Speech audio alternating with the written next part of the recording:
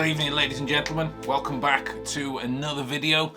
It'll be fairly late on in the day when you see this, as wedding plans are consuming us all at the minute. As today, what is today? Monday the 30th. It is a week to the day until I get married, so everything is a little bit crazy. But if this is your first time to the channel, let me introduce myself. My name is Ben Cardall, and I am the author of the best-selling book, The Monographs, which details the real-world methods for the skill set of Sherlock Holmes, how to train them, how to use them, how to develop them, and I now spend my days teaching people from all over the world how to do that for the protection of themselves and those around them. So if that sounds like something that you're interested in, by all means, click on the subscription box below and let's get some information done. Today we're looking at a video from the case involving young missing girl by the name of Summer Wells. We're looking at a video of her parents, Candace and Don Wells. This seems to be one of those things where people are immediately assigning guilt or innocence based on a wildly low level of evidence and detail, and even more so from my position. You know, I don't have anything other than this video that I'm about to watch, so any kind of information that we are able to discuss should only ever be considered within this context, the context of that video, right? We haven't got a grander understanding of the case further than that because we're not directly involved, okay? However, a number of these videos that we've done so far, we've been able to see quite a lot so far, so let's have a look with that in mind. But one thing I do want to highlight, other than the big word of context, is bias, right? Bias. That position that we speak from. Can parents watch this video and analyze it critically without emotional influence because they have that shared relationship, right? And there seems to be this understanding that, oh, I would never act like this because of this, and oh, I would never act like this because of this. The fact remains that you can only say that objectively. Until you're in the situation yourself, you have no idea. No idea, because that is a wildly extreme situation to be in, regardless of guilt or innocence, right? It's a wildly other end of the spectrum kind of scenario when you've got everyday occurrences over here, and when your daughter goes missing for so long. I should point out that this drum throne that I'm sat on is that's the thing that's creaking. It's not actually me. I realise I am getting older and older and older, but my bones don't actually make this noise yet. Anyway, with that in mind,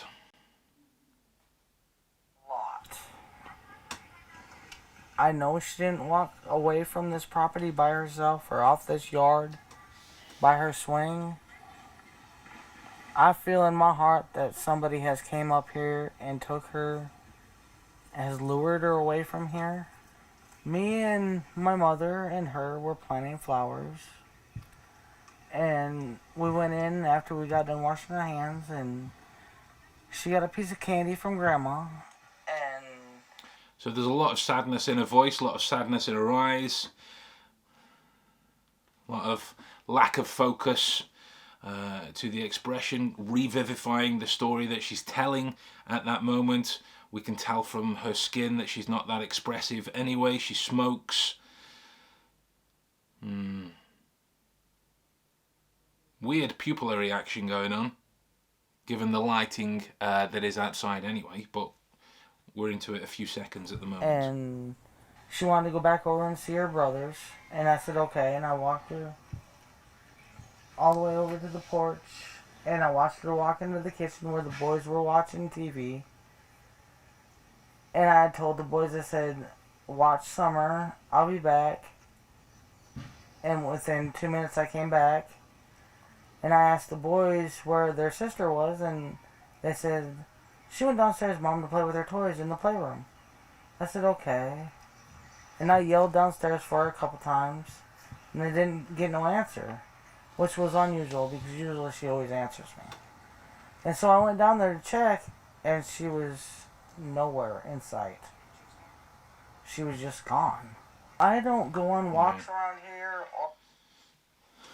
That was genuinely felt. Nowhere in sight. You probably can't see it as much with the black clothes and my beard, but how it drops, gone.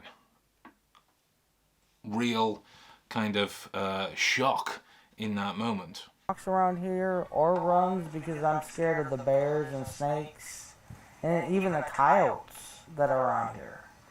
Well, whoever has my daughter, I pray and hope that they have not harmed her and they bring her back to us safe and sound.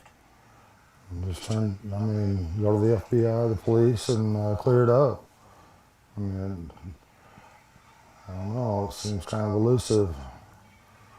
It's really strange that I've never seen this truck, and I've never heard of it until just recently. But I wish they would come forward and explain themselves. I mean, if you're not a suspect, they at least come forward and say what you think. Lots of weird blinking motions going on. The blink rates are fairly steady considering the tense scenario that's going through them at the moment, which you would expect given the way that whatever emotion that we have going through us is equally related to energy that we're expending at that particular time, right? So it's going to leak out in faster moments if you're trying to control yourself in the way that she is. But her left eye seems to be dragging behind. That could be a medical thing. That could be a number of things. But that's curious.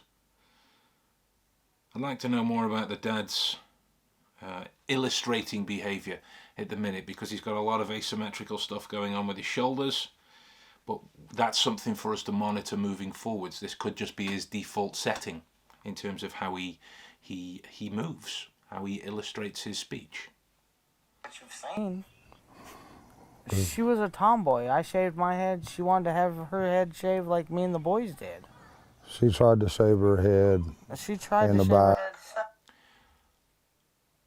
That was an odd tense change. I pray to God whoever has my daughter hasn't harmed her. She was a tomboy.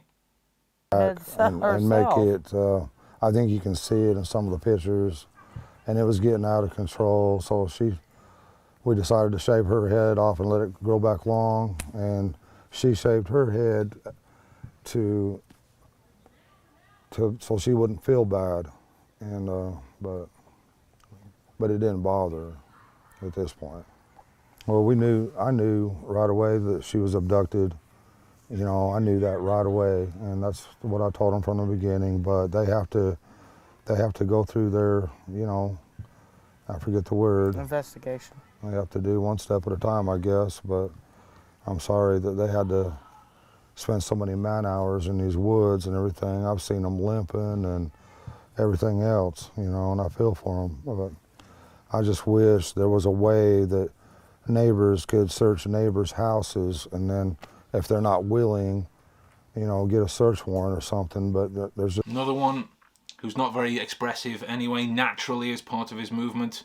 The fact that the arms have come down to the side now, I'd need to know what the fingers were doing. Is there any inhibiting behaviours going on in terms of squeezing, tension releases there?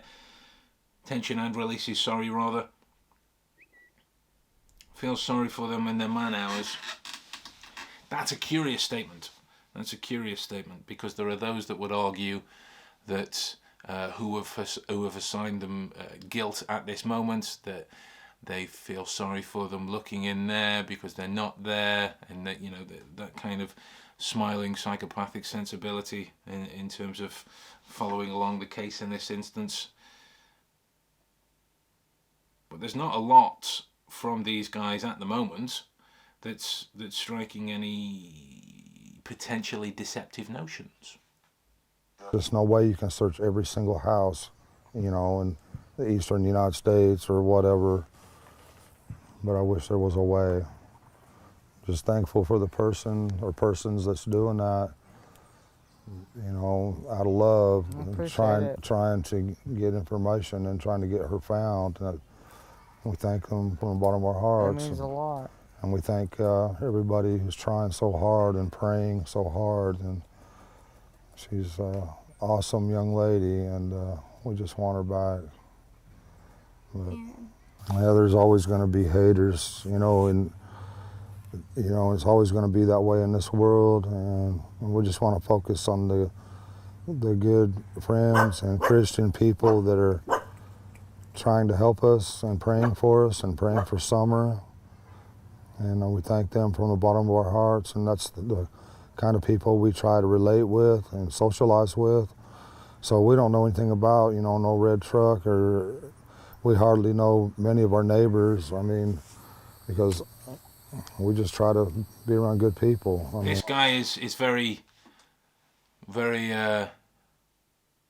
obvious in his flutters, the moments that cause him particular degrees of tension and anxiety. You'll see he's closed up in terms of talking about the neighbours, specifically referenced the difference between good Christian people and those getting involved. The indications being not everyone in his neighbourhood shares his Christian values in that way. You'll see that the normal blinking starts whenever he feels anything that causes him a degree of tension or anxiety. This is what we'll see. And we do have good people in this area. We found out since this has all happened.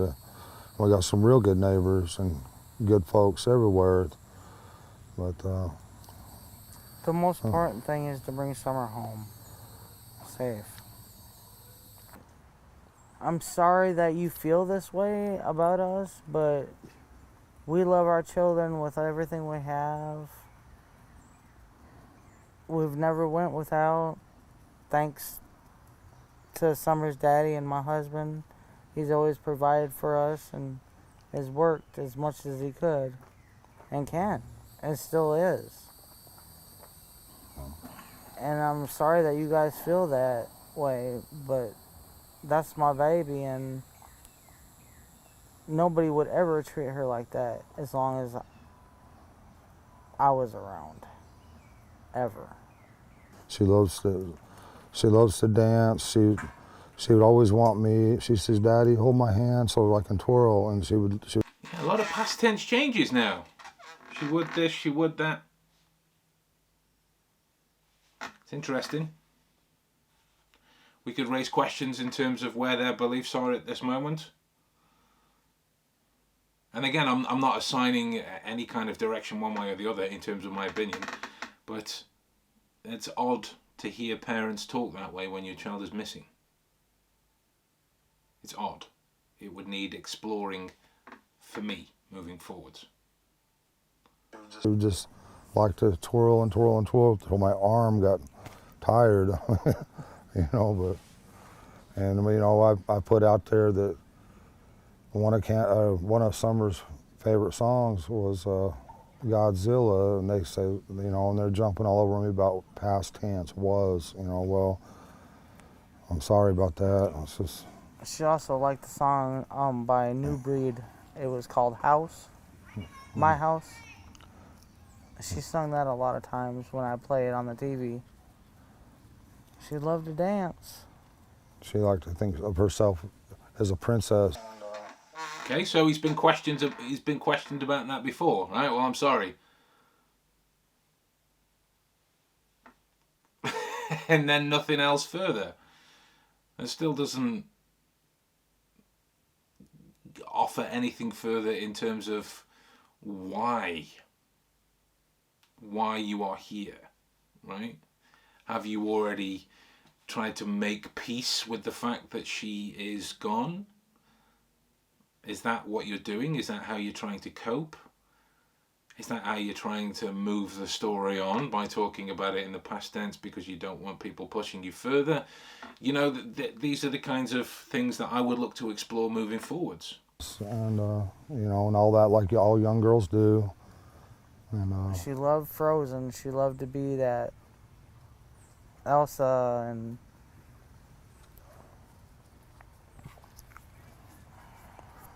I think she really loved to be in church because she felt a lot of love there. And I think you can't explain what that love is, but you feel it and you know it, when you're young. And she felt that there, and she loved everybody in that church. Or she loves everybody in that church. I should rephrase that because they'll tear that apart as past tense, and I apologize again for that. I hope she gets to come home, and I hope she gets to be with our church family again. her best friend in that church was Robin. She loved her to death. Yeah, she looked up to When women that were. she come to And that then they church, go back to it anyway. She went looking for Robin. I think maybe Mama might like a little drink or two. If it's not medical, because I can't get that from here. You guys will have to educate me if that is the case. Because that kind of asymmetrical blinking that's going on is odd. That was her favorite person. Any woman that was professional, that was pretty, yeah, beautiful. she looked up to those kind of women. She, they were the word I'm looking for. I can't think of it, but she looked up to them. She'd give them a run for their money every day. She'd give them a run for their money, and there was times, we'd be, at our boys like, don't do this and don't do that. And next thing you know, can see the sadness bubbling at the front of them, Mom's eyes. Summer, don't do that. Summer was the boss of the family.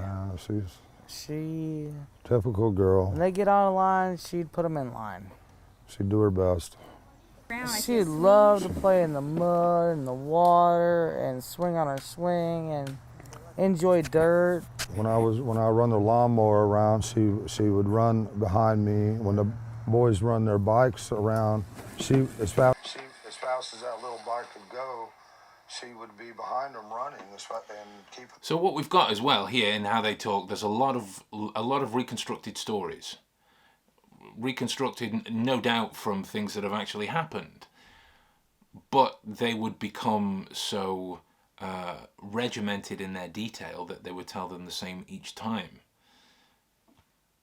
So if you're ever going to pull apart further testimony from them, you would look at the way that they reconstruct details from particular situations where they are emotionally charged. If you're reflecting on moments where your kids would be on your bikes, or Summer being the boss and she would set the boys straight, there would be this overarching absence that would infect the way that you would tell that story, right? So if it's told differently in different situations, that's something to look out for moving forwards. Up with them, no problem. She loved to run. She just loved to run, and she could pull herself up on that swing, her full body weight with her two hands, and she could do that. None of the other boys can do that, but she can. Was she in school yet? No, she's going this year. This was supposed to be her first year of She's kindergarten. We did all the what? I took care of everything. Yeah. I had her already taken all of her shots and registered in the school ready for this year. Yeah. I just never expected for anyone to get a hold of my heart like she has, because I try to guard my heart as much as I can, but she holds my heart in her little hands, and I love her with all my heart. I'd do anything to have her back. If there's any way you can find it in your heart to please release her somehow, I don't know how you might do. It's all being spoken at the same pitch, the same tone, the same frequency. There's no increased breathing patterns, there's no increased pulse races, there's no spikes in anxiety, there's no change in position, there's no gestural discomfort. There's no confirmation glances between each other, right? All of these are big signs when you're looking at potential areas to explore for levels of deceptive behavior. If there's any way, if you can find it in your heart to please release her somehow, I don't know how you might do that. I mean, 'cause you're probably scared of going to prison for the rest of your life and everything else, I'm sure. But please find it in your heart, have mercy, and find a way of letting her go, and where we can get her back. And just please have mercy on her, and you know, and us, and her brothers. And she's such a loving, good spirit. Please, please don't hurt her. Please let her come home. My biggest fear is, you know, her being tormented or locked in a dungeon or basement or something, because she loved to be outside all the time. And that was her, unfortunately, her downfall. 'Cause a lot of times the boys would be inside and we'd be like, "Where's Summer? Why'd you leave her out there alone? You know, go get Summer now." You know, and that's happened over and over again. And we'd come out and she would always be close by, but we was always coming up. She had to be outside. She was an outdoor person. Hard and everything. So this guy's the religious one in the house. Her husband. Mum isn't particularly religious at all in this area. That's going to be a bone of contention if it's not been spoken about between the two of them already. Yeah. I mean, there are some things between the dynamic of these two as husband and wife not being spoken about. In terms of comfort for each other.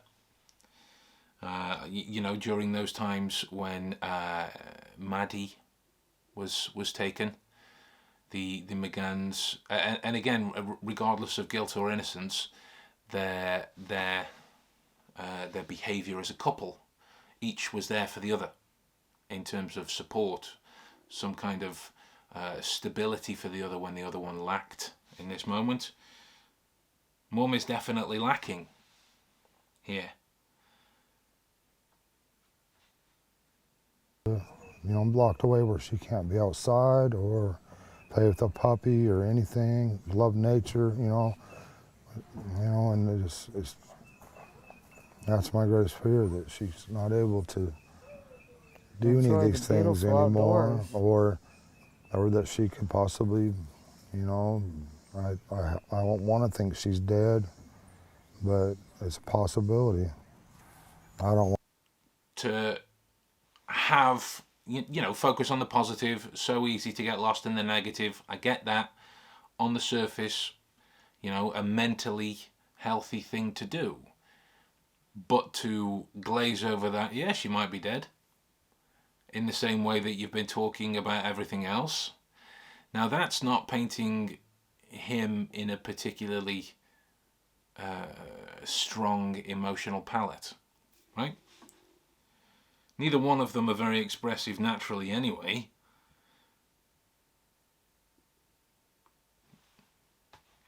But that doesn't paint him in a very good light there. That might be why he talks more about in terms of the past tense then, because he's lost hope, right? Which would explain the tense change, which would explain why he spoke about, yeah, she's dead. I don't want to think about it, but, you know, there's the possibility. That might be where he's at the moment. I would need more information to have an opinion on guilt or innocence. There we go. Yeah, an odd one. An odd one, more so than anything. Poor Summer. Poor Summer. It's never pleasant when anything happens involving a kidnapping, especially children. You know, but gives us a lot of food for thought in terms of what we immediately expect to be there based on our own biases of what we think should be there, right? Not understanding that the absence of evidence isn't the absence of a plea for innocence in that area, right? Just because they aren't acting in a way that general populace X expects them to as parents doesn't make them guilty. Makes them different, doesn't make them guilty. That being said, the things between the couple that aren't necessarily being spoken about in terms of their dynamic, that might be a bone of contention within the family household. Whether it be medical or booze related, or whether she's had work done on her teeth that's affecting her current mental health at that moment, because her blinking being that isolated is an offset of energy within her that's not being leaked out.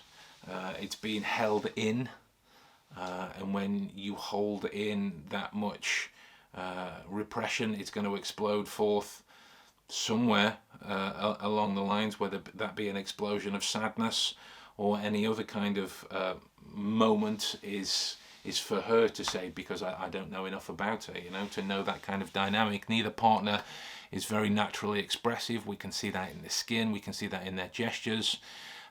Dad is more expressive in terms of anxiety and tension in his eyelids and his breathing, but throughout their breathing patterns rarely shifted. Their discomfort or comfort within the chairs didn't really change. There was no tension and release moments that I noticed on that first watching. Anyway, I'm going to go back and watch it again. It'd be nice to pay particular attention to Dad's forearm to see if there's any notion of him doing these kind of tension and release actions behind the mum's back, so we can get a better understanding and get a higher degree of information to build a better picture of what's going on up here. But yeah, he addressed that during the decision in terms of talking about past tense, but the mum started it off in terms of the whole past tense change. So whether that's going to be a bone of contention between the two of them again, that his lack of hope is going to bring her down because she's trying to remain eternally hopeful and he's not the dad, and she's, this kind of tension may be leaking out there, which ultimately means that it's going to be an even less pleasant place for the boys to be in that particular scenario. Not that it was ever going to be positive for quite some time anyway, but given that kind of unspoken tension that's not being dealt with, is quite a challenge. But there's not many signs of deception there, if any.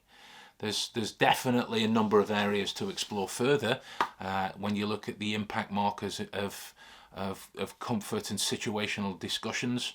Are they sitting in chairs that they know? Are they in a place that they know well? Are they warm? Are they cold? Right? Because it doesn't give us a grander kind of chronological dynamic of the way their displays change in this moment. So that's what I would look to do if I were talking to these guys moving forwards, is to change the environment. Look at the way that other areas may or may not impact their behavior to see if their default settings are going to remain the same or they're going to change, because that would raise new questions for us to answer moving forwards from there. So lots to think about in terms of that interview. So that was a good one. Thanks to you guys for sending that in. Any more, by all means, drop them in the comments below. I'd love to know what you guys think is going on as well, just because that would provide me some more information and me some more understanding of the cases. I'm not going to hear anything about it being in the UK. So with that in mind, if you got anything out of the discussion, do subscribe to the channel, like the video and all that jazz. And I'll see you real soon. Next time I talk to you, I'll be a married man. An actual grown-up. Wow. All right, guys. Hope everyone's keeping safe and well. Talk to you soon.